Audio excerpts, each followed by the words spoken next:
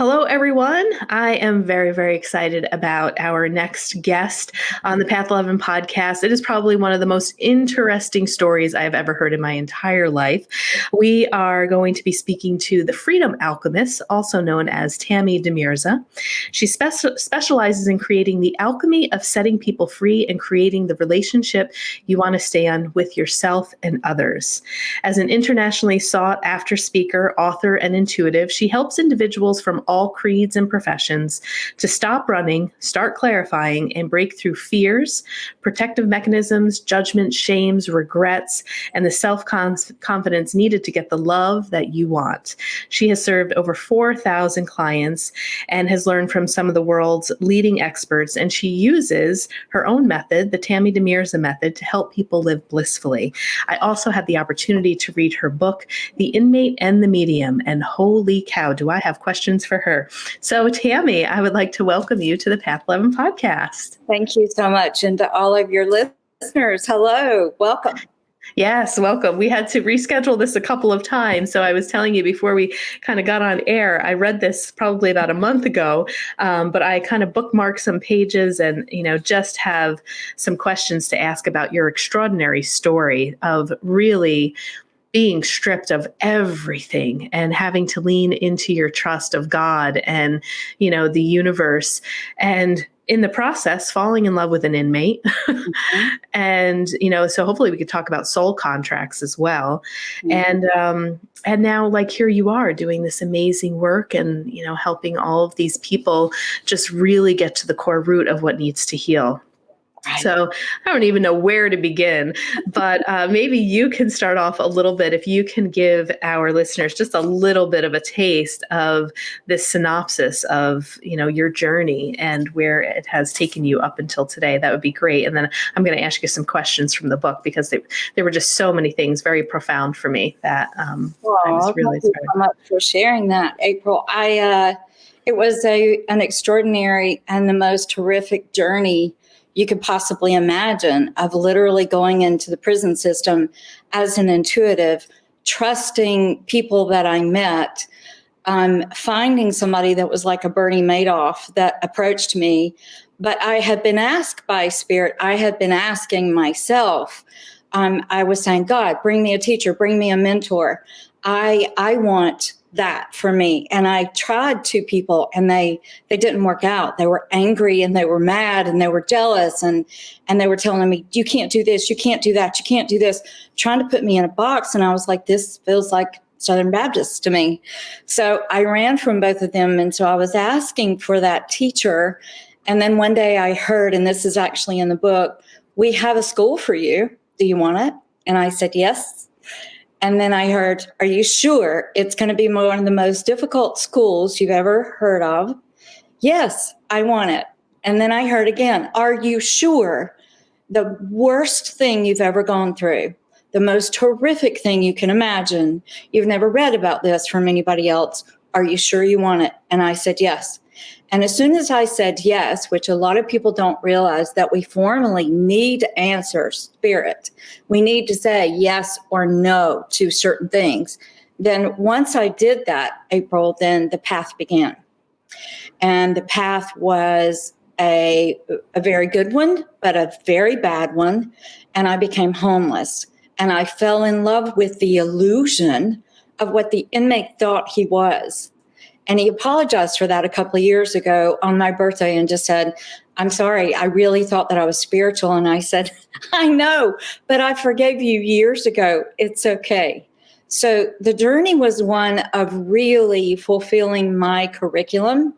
Be careful what you ask for, because if you want to learn and you want to grow, the growth is painful and it's treacherous and it's jagged and it's uphill.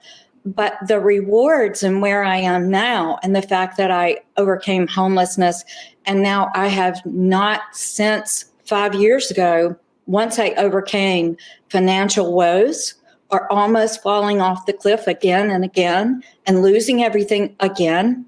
Once I did that, April, I've never even come close again.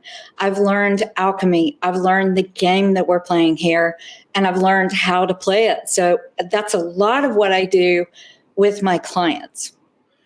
Yeah, and the thing that was just so incredible to me was that even though, I mean, you lost all of your money, somebody stole it, said that they were investing it, like you said, you were homeless. You still lead into this blind faith per se, and it was not necessarily blind faith is probably the right word to use because, God.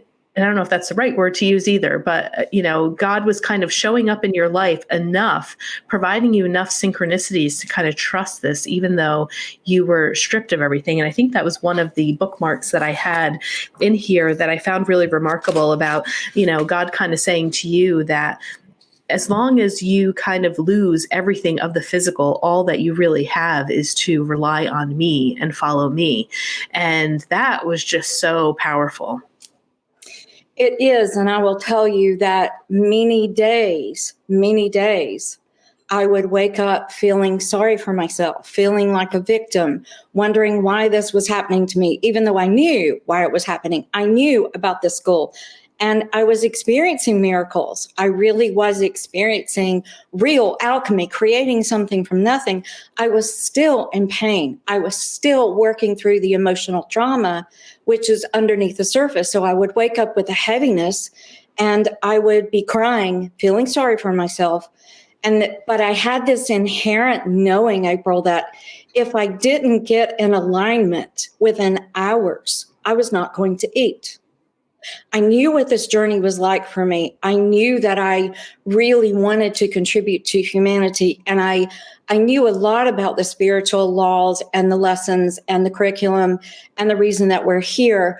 But I'm living it real time. And I want to tell you, going from looking at reality and what was really happening in my life and not knowing if I was going to eat lunch or dinner, if I didn't get an alignment, if I didn't practice that transition from pain and suffering and limits to moving into a place of not only asking, placing my order and receiving it, I wasn't going to eat.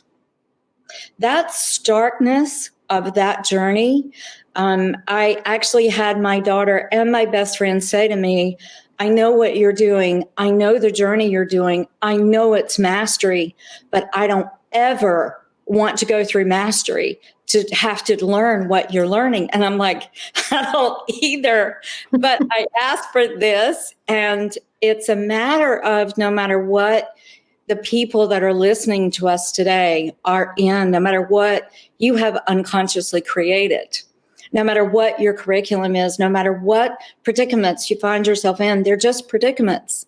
And they can be changed in a holy instant. If we crossed over from pain and suffering to what is this about? I'm going to honor it. I'm going to dive in it and swim in it and feel the pain of it and then overcome it. Yeah. It's worth it. Yeah. And, you kind of also say in your book too, I think I have it marked on 64, that even, your loved ones, your children, they're probably thinking, what the heck is mom doing? What is going on? But you, even in all of this, you knew that you had to continue to follow this path. One of the things that I thought was really interesting was you said, every time I got mad at God and told him I was going to stop this madness, get a job and make a lot of money, I would hear, go ahead, you will not get it in this lifetime. You cannot work in the physical realm and do the spiritual work, so choose. And wow, that really resonates with me too. And I really wanted you to talk a little bit more about that because I have experienced that myself. I have a background in mental health. I'm a mental health therapist, yet I also have this whole spiritual practice and healer, that I do with my clients. And I always have felt like staying in the clinical world and, contracting with insurance companies and, okay, well, that's safe and that's been paying the bills, and then, but will my spiritual practice and being the healer that I am, will that really sustain me? And I see that as a fear that a lot of people who are in my position, your position, are in. It's like, when do you let go of the rope and just fully trust? And, and maybe this is some of the alchemy that you're talking about. And that's what I have been practicing. And I haven't had to go homeless for it, to go through it. But I would say I'm kind of I'm loosening that grip, having a little bit of an ego death, and really trying to step into a little bit of this blind faith that I'll be supported in the work that I'm doing. So I just thought that was interesting. Like, you can't work in the physical realm and do the spiritual work. So can you talk about that? Now, that was for me personally. For me, I had signed up for a very intense curriculum, and the specific things that I was there to learn so that I could teach, so that I could guide people home to their own alchemy, their own intuitive abilities, their own mediumship, because I believe that everybody has the same abilities that I have. I'm not gifted. I have done the work. And if you do the work, you have the same abilities I do. For me, that was a very personal thing. When it comes to you, I wanted to know if you would let me just work with you for a moment here. Sure.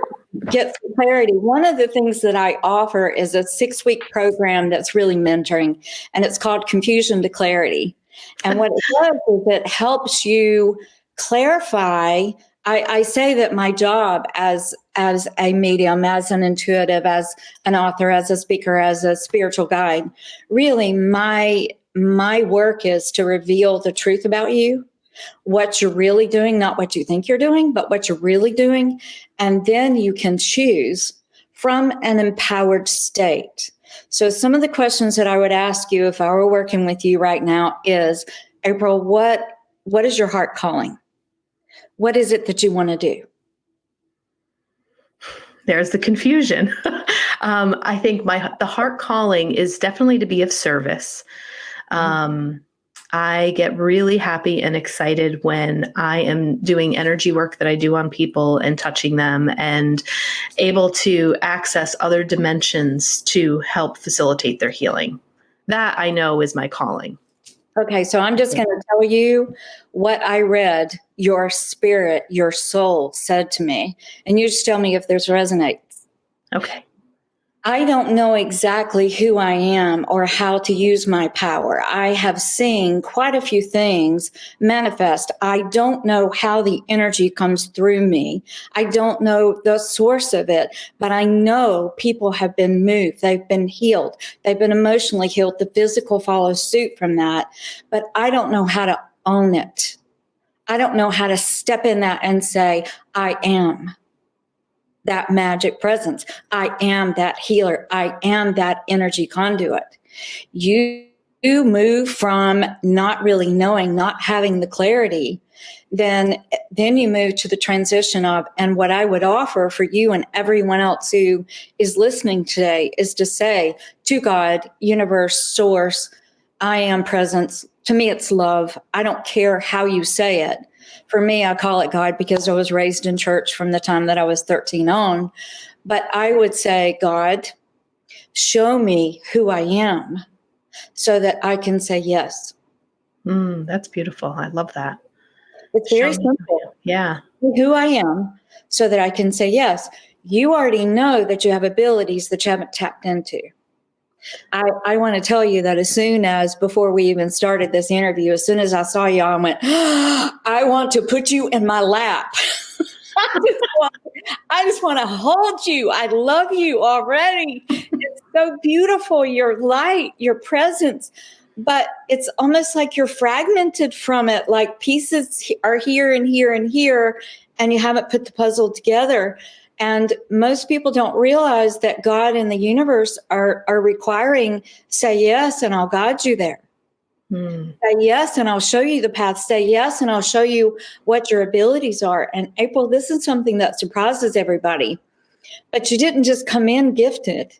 You earned these abilities. So why not mature?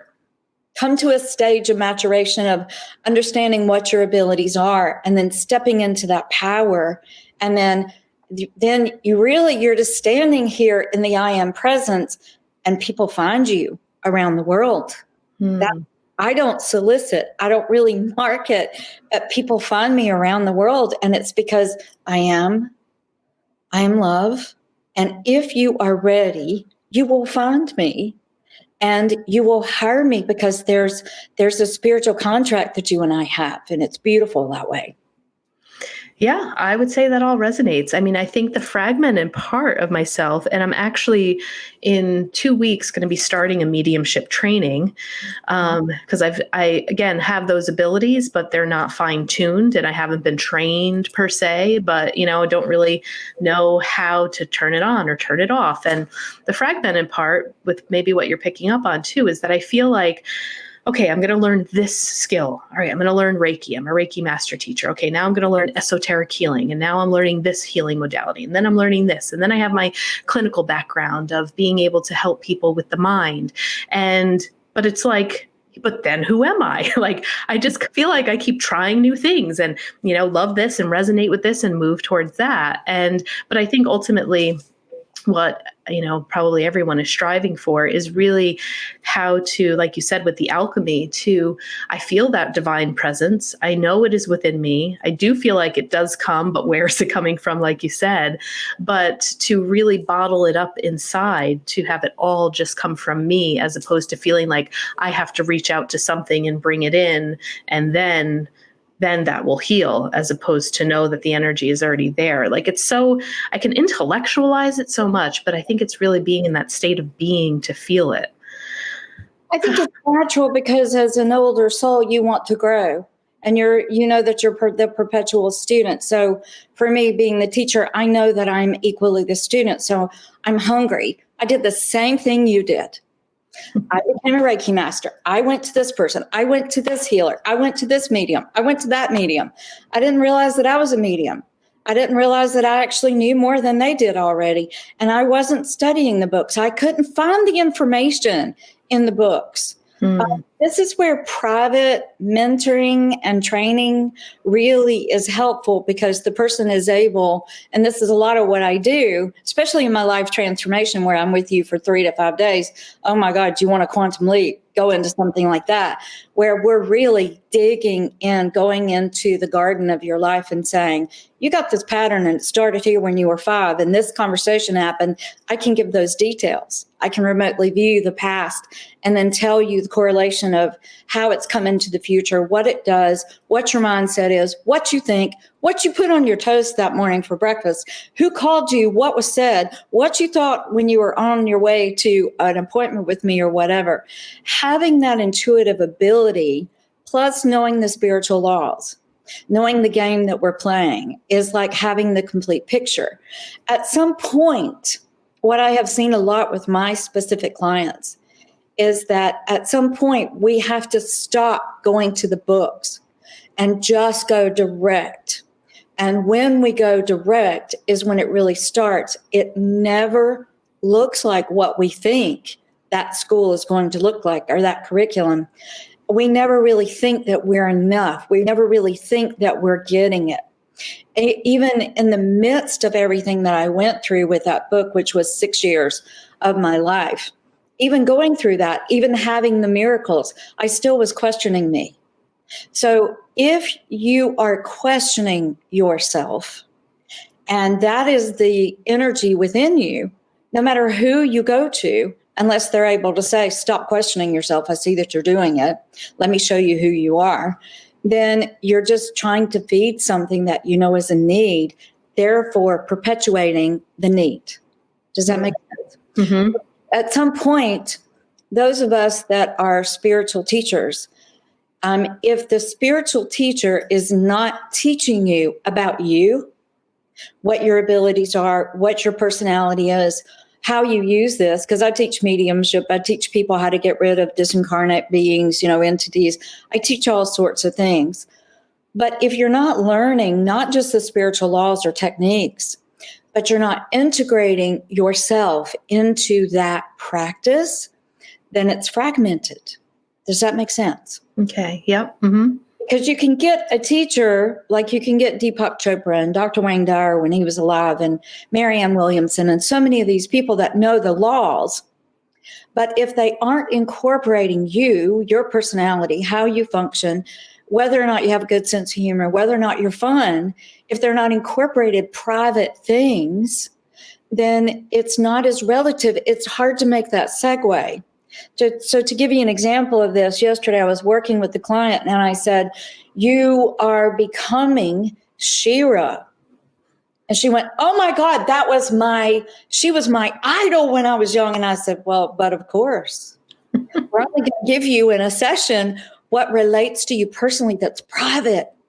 When you know that you're receiving private messages from God, from source, from the universe, then you start to believe, wait a minute, there's no way Tammy could know that I worshiped Shira, as a child. Oh my God, it woke her up and it connected her to her inner thoughts, the inner voice, the desires of her heart as a little girl. That pulls in and makes you more of a whole being, So I tell people, I say, please find the one. It doesn't have to be me. Please find the one that's done enough work that they can intuitively read you as well as teach you. That's when you know you're moving into a deeper level of growth and expansion. Wow, love that. You question yourself, April. You question yourself. You have a thing going on in your life of, I'm not ever enough. I'm not ever enough. And I would say, okay, that's BS. It's a belief system. Stop it. It doesn't work. It doesn't work. But most of the people that are your listeners feel that same way. Yeah. I'm not enough. I'm not lovable. I'm not loved. I don't have these abilities. And I sit here and go, really? Because you saw your grandmother 3 times. You're clairvoyant. And they go, oh, I did see my grandmother 3 times. You see what I'm talking about, making it personal. Yeah, absolutely. And it reminds me too of another thing that I've heard, many teachers say is that like God doesn't want you to play small, like don't make yourself small, like really step into who you are. And I think that has been probably a challenge for me as well, to really step into that whole being. It feels like a lot of responsibility too, if I'm being honest, it's like, what comes with that if I do that? Well, I remember learning, experiencing remote viewing, and I didn't even know what it was. And this is one of the reasons that I fell in love with Phil, the inmate, because I would go to him and go, oh my God, I was fine during this session, but now I'm scared to death. What does this mean? Am I more of a freak now? What's going to happen to me? Am I going to start traveling and visiting other realities? And he's like, that's remote viewing. That's what masters do. And I'm going, great. Now I got that. But I will tell you that really nothing happens to you that you're not already prepared for. The better question would have been for me to have said, okay, now I know that is remote viewing and masters do that. How do I use it? Very calmly. The worst thing that we do, the worst, most painful thing that we do is when we get to the point where we are really in self-abuse because we are questioning ourselves. I pause because that is so big that when you are wondering, when am I going to get it? When am I going to understand what it is that I came here to do? Why don't I do more? What is wrong with me? What is holding me back? Why do I keep having the same relationship? Why do I keep having this problem with my mother or my sister or my brother or my boss? What is wrong with me? That is self-abuse. And if you think about it, I remember God telling me one day, do you think that I made a bunch of crap? Do you think that I made shit? And I'm like, you're cussing? Yes. Do you think that I make crap? And I said, no. Well, then stop beating yourself up. The ones who are really, April, this may surprise you, but the ones that are really asking, am I enough? Already are more than, and already understand more than most people on the planet. We're the ones aware of the separation. And the separation really is the only work that there is to do here, is to get rid of the degrees of separation between me, which is me and God, me and all other beings, me and the birds of the air and everything. When you start to pull in and remember, then you become connected. And when you become connected, there's no judgment anymore.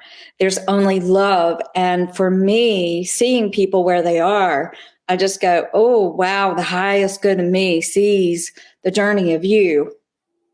And I honor you where you are. I find no judgment. I find nothing wrong with anyone. We're really not missing anything. We just believe we are. Yeah, and you also speak of these spiritual laws, like some of the teachers that know these spiritual laws, the spiritual laws, and, you say you're living it in real time. This is like the barrier that I can feel out there. I'm like, I know it, but like the stepping into it, and like you said, living it real time. I feel like I have an idea, and I don't know if these are the right spiritual laws, but about, that your thoughts can create your reality. Intention moves consciousness. What we intend to happen will happen. There was also a really profound, another thing in the book that God had said to you, because you were asking, how come some people heal and some people don't, and some people that I work with are like healing, and he had replied to you and said, because you asked and believed, to the measure of your faith it is done. You have great faith. I was like, wow. And, so the spiritual laws, I just want to hear, what they are from you, because I feel like, again, understand maybe some of them, and can work them at some times, but it's not constant for me personally, and then some of that self-doubt comes in. It was like, yeah, do I really have this blind faith that, anyone that comes into my office, and if I'm giving them a healing, that their cancer will truly just be gone? And I don't know. I think I hold some doubt. I'd love to be there in that true faith. And I know sometimes that with healing isn't always curing. And that there are, I think, if this is one of the other spiritual laws, that there are paths, like you said, assignments. And sometimes people need to go through something, say like a cancer experience, and maybe die from that, because that's kind of maybe what they signed up for. So I understand that, there probably are some things within these rules that it doesn't matter how many healers you go to or the self-emotional work that you do, that it may not be that you're supposed to heal something and live from it. So I don't know. I want to learn more from you. So tell me more about the spiritual laws. We're going to have so much fun teaching this and helping people to understand how this works. First of all, if you recognize, April, that you're questioning yourself and your abilities, and you're not just an innocent child, this is what I do. I'm sitting there as an innocent child going, how can I be of service? I used to ask people's spirit. I don't do that anymore because it's automatic. I would ask their spirit before I got on the phone with them or a Zoom call or in person. And I would say, what do you want me to know? Because I'm really communicating with your spirit, with your higher self. I'm communicating with what is going on inside of you so that I can bring it to the forefront for you. If you are questioning yourself, then it's very difficult to step into the power of that innocence, where I'm not responsible for whether or not you heal. I'm not responsible for whether or not you really are supposed to go with cancer. Now, I'm such an empath that I will feel it and I will know as soon as the person walks through my door, if they're here for an energy session. Or I worked with a guy in California. Every single time I went to Daryl, I said, you did not come to heal this. I did when I first met him, but then he changed his mind. And I'll know when a client changes their mind. And I said, let me help you transition. And he would get angry at me. I'm going to write about him at some point because it was fascinating to walk through that journey with him. At the same time, I had another cancer patient who had not been diagnosed yet. She walks in my room with her girlfriend. And I used to let them stay while one was doing a session or an energy session because their bond was so close that I knew that they knew each other intimately. But this day I said, Carla, you're going to have to leave. I've got to talk to Cheryl. I can't put her on my table and do an energy session until we have a private conversation. I'm not going to charge you. And it's going to be 30 to 33 minutes. And then I'll put you on the table. And as soon as Carla, the girlfriend, left, I said, Cheryl, are you going to stay or are you going to go? Because we both know you have cancer. And if you can have somebody that can actually help you to see, this is what you're struggling with. This is what's going on in you. This is what your mind is doing. This is what your heart is doing. There's a conflict between the thought processes and the heart. Connecting, it's funny, but if you look at the lower chakras from here down, they're pretty much about survival. The upper chakras are heart, throat, third eye, crown chakra. That's pretty much spirit. That is pretty much physical. We survive here. We are not thriving here. If you connect all of it and get that clarity and stop being confused, then you can decide, I want this to be whole. I want to use everything I came in here with. And I want to know what that is, God or spirit or universe, however you want to say it. And I want you to teach me how I communicate. We try to use other people's techniques. When we are tied to the expectations instead of more of the innocence, where I'm just like, you're going to communicate with me. Your spirit is going to tell me what I need to know. My clients are actually leading me. I'm just a follower. I look like the leader, but really I'm just following what you are telling me. And so being tied to an outcome is futile. And this is why I caution people when people say, Tammy, am I going to get this job? And I'll say, do you want the job? We can create this job or something better. We are disempowering ourselves when we are thinking, what does the client want? What am I here to do with you? Why isn't the healing working? What I was expressing was that in the preface of that book, I talk about older souls come in with an awareness. I came here to do big things. And we feel that it's like a burden. It's like a burden. I've got to do something big. I know I came here to do something big. What is it? If you just broke it down and made it simple, if you said, okay, I came here to do something big, I get in alignment with that, show me what that is. I say yes to that path. Then you would not believe how many miracles would start occurring. When the miracles occur, we get freaked out. Mm-hmm. We get freaked out and we go, okay, what does that mean? What do I do with that? Is that ever going to happen again? Is somebody going to miraculously heal like this overnight? Because in my 20s, people were walking in the door and I'm like, wow, you got a mass over there, because I was scanning people's bodies, not knowing I was scanning them. And I still scan them. And I was like, you got a mass over there on your right abdomen. What's the test you have at the hospital at 10:30 in the morning? And they're like, how'd you know about the test? I said, go ahead and get it. But once I lay my hands on you, you're going to be healed. So what was happening was that I was starting to open the mind, connect the heart with, I see this person healed.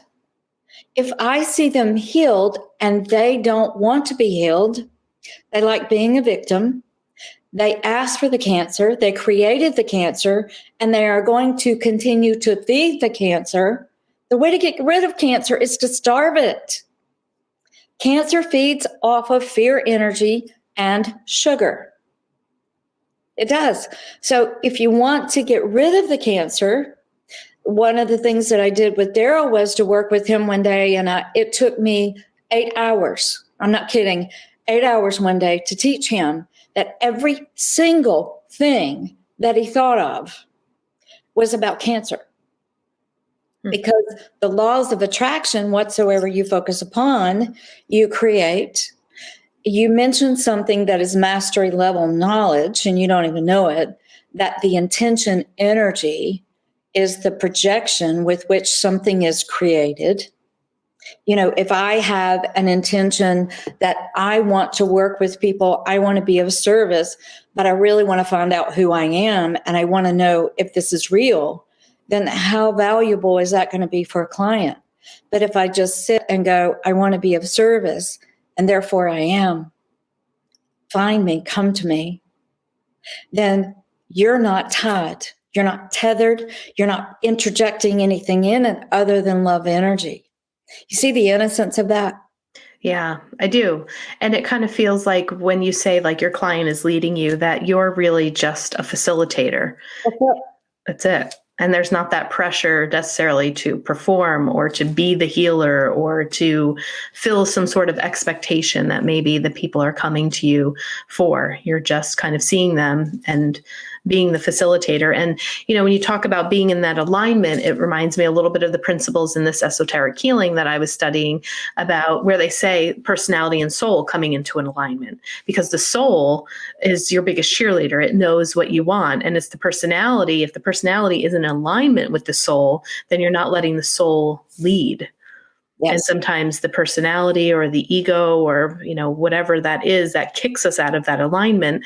Sometimes I think probably in my own personal life, I'm sure my listeners have felt this way too. It feels like, soul, you're crazy. Why are you telling me to just like get up, sell my things and move? Or why are you telling me to move here or to get rid of this person in my life? Like sometimes you kind of question it, like this is a little outrageous. And if I follow that, like, is this really going to support me? Which I just love so much in reading your book and all the journeys that you went through, because you just kept leaning into that, and your soul and God was like, go do this, go do that. And you were like, really? Okay. Like you'd go and do it.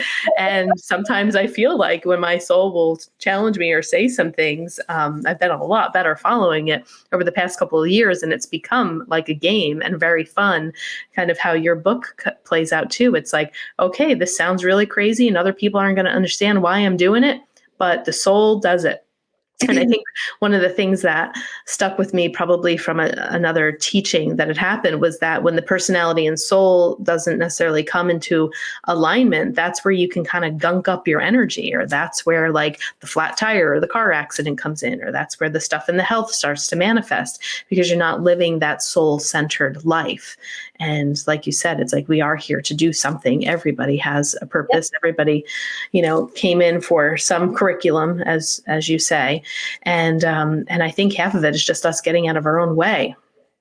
Well, we're not really paying attention to the fact that we are a Holy Trinity. And the Holy Trinity is the spirit, the mind, and the body, or the spirit, the emotional realm, the thinking realm, and then the whole physical. It's not just the body, it's the entire physical. So if you look at it from that perspective, one of the things that I did, I was only predominantly paying attention to the spiritual side of things, because the physical side was kind of like the Green Mile movie. It was too painful to actually be here and to be an empath and to be as sensitive as I am and to have a knowing that I do. It was too painful to be here and feel everyone. I was ready to go. I was like, God, would people just stop hurting each other? I feel it. It hurts. Let me go, which was what that John said, in the movie. When I started realizing that I was avoiding being here in this physical and using the physical to balance me, you'll remember this. There was a part that I talk about in the book where for a year and a half, I'd seen this tree. And finally, one day I decided I'm going to walk to that tree. And as I got about 100 yards from it, I said, will you hold me? And the tree said, that's not the question, is it? The question is, will you let us hold you? So what I did was I was paying too much attention to the spiritual side of things. And then I started studying human behavior and looking at the emotional side of things. And then about 2.5 years ago, I said to God, okay, now I need to integrate the rest of the Trinity, and I need to know about the spirit, the mind, and the body, which is the physical. I need to incorporate all three. I need to be pragmatic in my teachings, not just, which goes back to something I was saying about working with clients, when you're actually able to tell them, oh, this is what you physically did. This is how you connect. They'll say, God, you've told me more in 20 minutes than I've gotten in 20 years of counseling. And I said, because I'm dealing with you. Because I'm dealing with how you assimilate things. I'm dealing with your level of intelligence. I'm dealing with whether or not you're fun. I'm dealing with whether or not you have a serious mindset. I'm dealing with how you learn. That whole download of being able to read somebody that way and then to translate and communicate this stuff personally is what matters. What I did was start working with a business coach who is also a highly spiritual being, Tony De Salimi, and he has helped me to ground it in the physical. So now my work has changed from just giving the spiritual laws, just giving the spiritual information, not only talking about the emotional trauma, pain, to get them to the point of freedom, but the pragmatics of how it has translated and worked in their lives now. And then what choices you can make. The most disempowered thing I think we all go through is not knowing that we have choices. We don't really know that we can change our lives in a holy instance by changing how we're viewing it, what we're focusing upon, and then learning how to place your order instead of, oh, I need my rent paid. I don't know why, but I can't pay my rent. Believe me, I went through that. Having to move from that to, wow, I've really gotten myself into a predicament here. I'm homeless. I finally am renting something. I don't know why I got myself in this position, but I forgive myself. And now I'm going to ask you to help me pay my rent. And thank you. I've decided I'm paying my rent. Thank you. I can't wait to see how you do it. That's when the miracles occur. That's when you transition from a thought process focusing on that's wrong, that's wrong, that's wrong, I've done that wrong, beating ourselves up, to moving to placing your order and then just sitting back in gratitude and finding a miracle. It's amazing, and it happens every time. And I guide people to do that, and it's fun. Yeah. And would you say that it is all about this practice? I mean, if you study some stuff of like the neuropsychology, and they're talking about the neural pathways and how, this positive thinking and thinking more of, through the element of abundance, seeing the world through abundance rather than lack, and thinking that, saying that, like you said, even the way that you were talking about paying the rent, oh, you're going to do that for me. And that's wonderful. And I can't wait to see how that's going to happen. And the more repetitive that you do that, do you begin to move more into this miracle mindset? It's interesting that you're bringing this up about the neural pathways, because I told God that I wanted someone to study my brain. I happen to know that the neocortex in me, which is predominantly on the left side, is thinner in people who have these intuitive abilities. You would be tested that way as well. A physicist found me in a business meetup group that was about self-growth. He started studying my brain. And because of that, he started teaching me about the neural pathways. And then what I learned is that when we are in dopamine, which is predominantly where women stay, we are feeling everything. That's when we can get into fight or flight. When we're feeling everything, it's good to use that at certain points. It's good to use testosterone neural pathway when we are focused or in a direction, but that is a very narrow view. So what I do when I'm working privately with clients and I know that is inferior energy, I will give them a goal-oriented thought that I know intuitively they're wanting. And when they move from using the dopamine neural pathway to the testosterone neural pathway, which is goal-oriented, they don't feel it. They don't have any pain anymore. And so the whole consciousness of the laws of attraction that are real come into view. And then it's like, okay, where do I want to go? That's kind of the same segue. So you see how I'm using the physical, the emotional, the way the brain works now, because I had a physicist teach me this.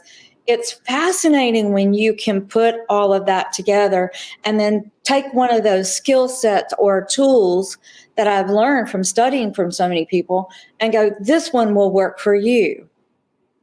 And so I'll tell you, I don't know why, but I feel some of you need to hear this.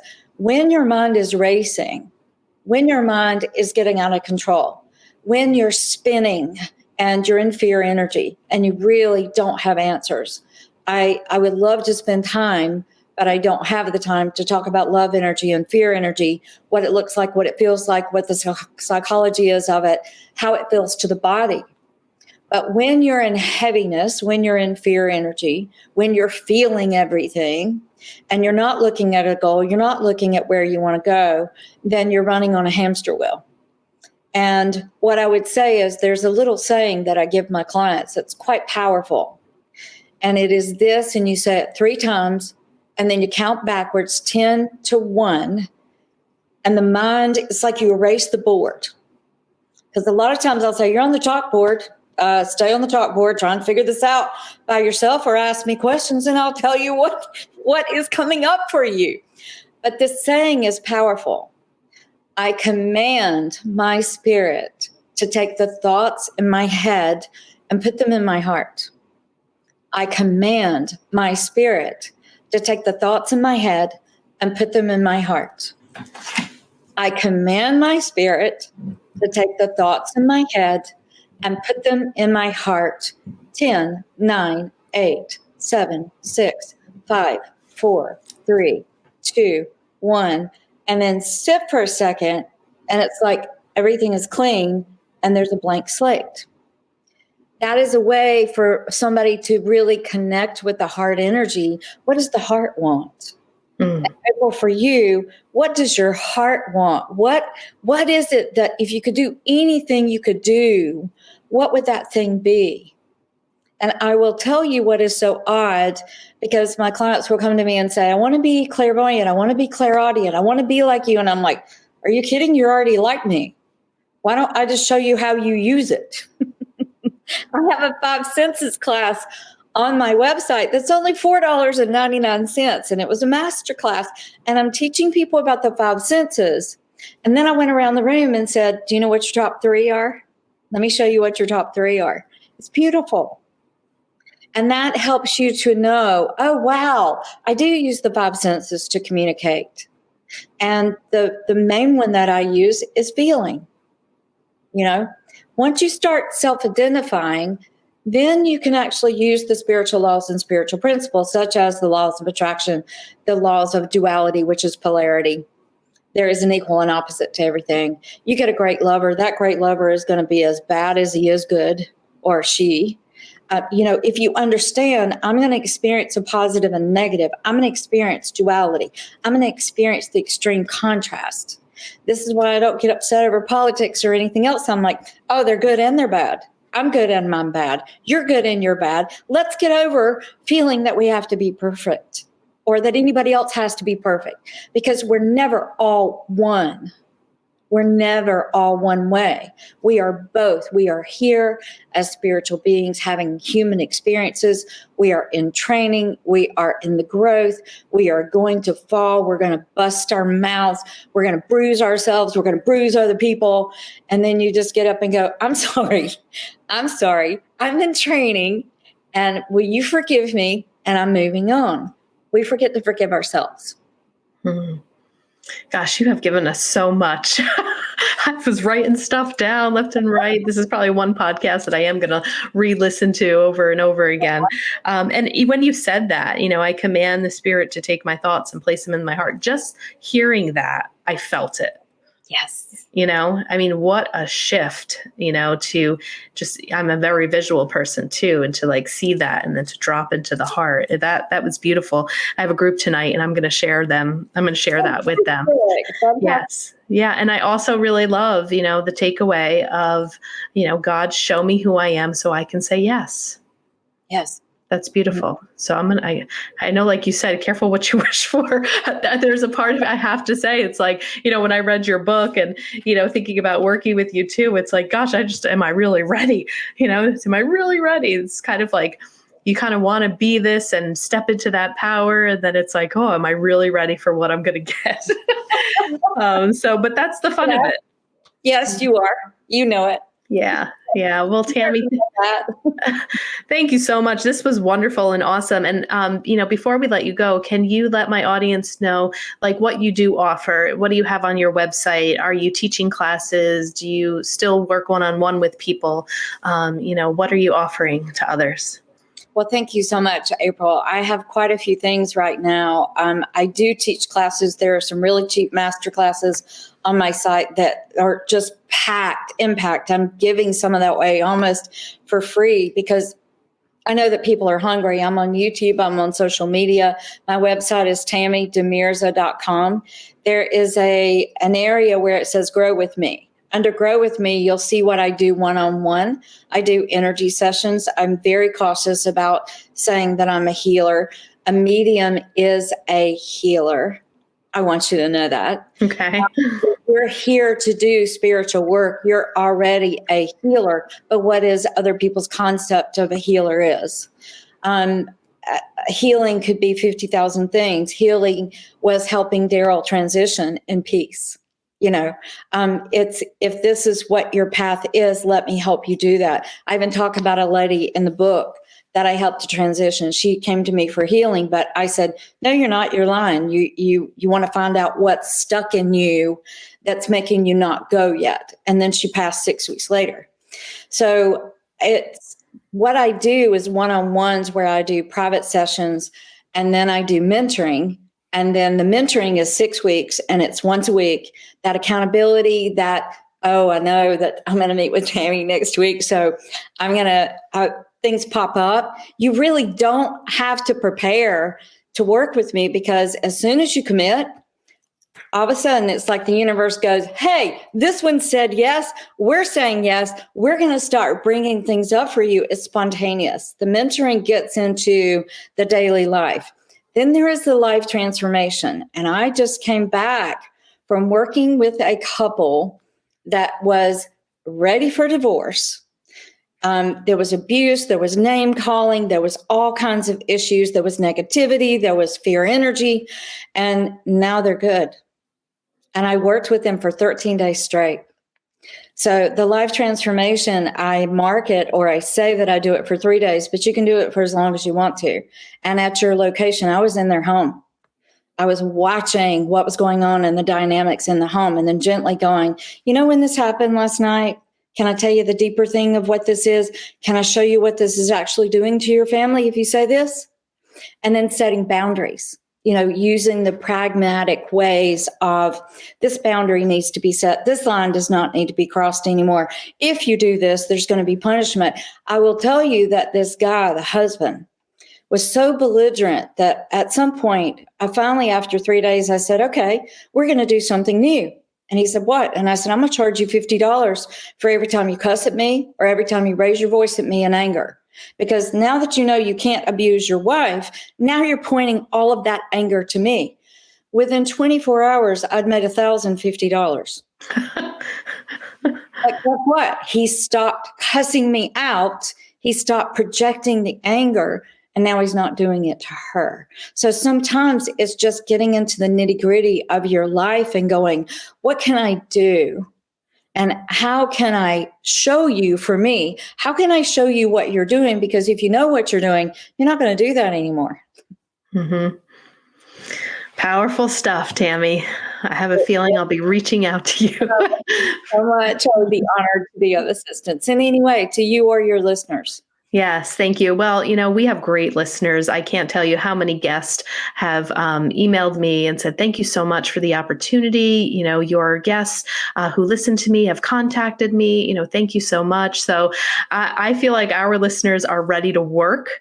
They don't just sit and listen to our podcast. They listen, they reach out, and they are engaged with the people that we bring on because they're seekers. They're on their path. And that was our intention for Path 11. So, our intent went out there, and I think we have the right listeners, and we bring the right people on, and then we're connecting them, which is so cool. That's such a blessing, for me. So, well, this was so much fun. I feel like I could talk to you for hours, but I know that we have to let you go. But thank you so much for being just this shining bright light of my day, hopefully of other people's days, and would love to have you back on anytime you would like. Please keep us in mind. Love to come back. Yes, and I'll be checking out all your offerings. I'll have to subscribe to your YouTube channel now, and I'm sure we will be in touch. So, Tammy, thank you so much. Okay, thank you. Namaste. Same to you.